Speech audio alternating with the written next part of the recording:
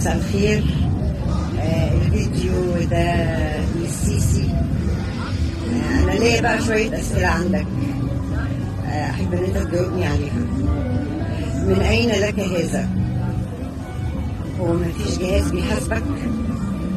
أنا النهاردة كنت عند الجواهرجي بتاعي، فبندردش أنا وهو كده بالصدفة، فبيقول لي إن مليجي قصدي آية والمدام والفاميليا بتاعت حضرتك يعني بتروح عنده وتشتري كده المظات وذهب، وده طبعا يعني احنا شايفينه يعني بيبان في الشاشات.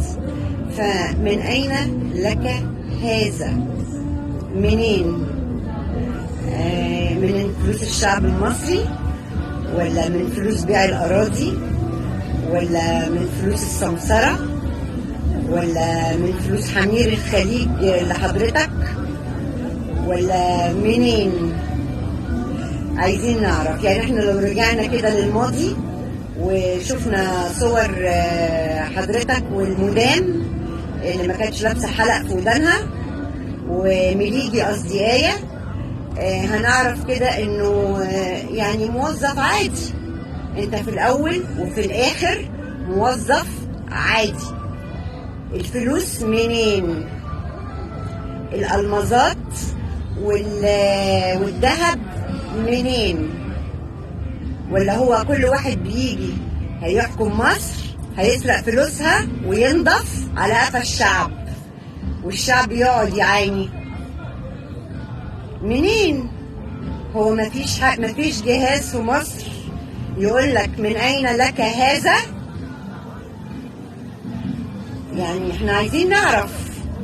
سؤال بس، انت ليك مرتب محدود بتاخده، المرتب ده يلبسكوا المظات وذهب ويجوع الشعب؟ نعرف.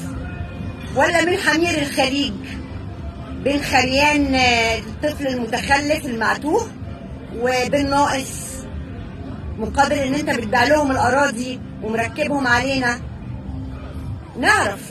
يعني احنا دلوقتي واحد مصري يروح بره محدش هيرضى يملكه.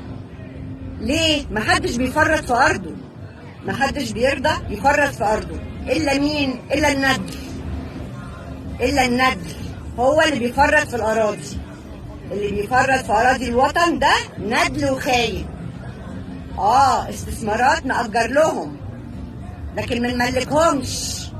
مصر مش عزبة، مصر ماهيش عزبة كل اللي يجي يمسك فيها 3-4 سنين يبيع ويشتري فيها. لا، مصر ليها شعبها اللي جاع، اللي مش لاقي، اللي عمال يسف التراب.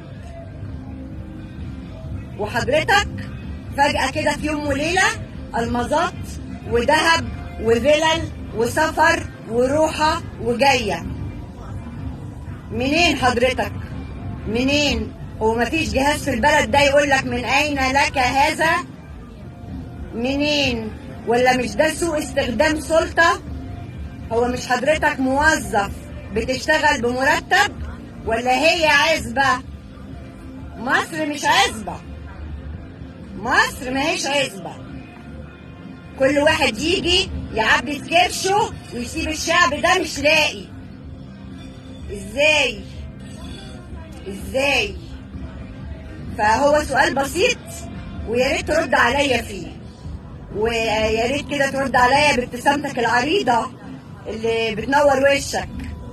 وانا كل يوم معاك، كل يوم لحد ما الاقي اجابة على الاسئلة. وصل صوتك.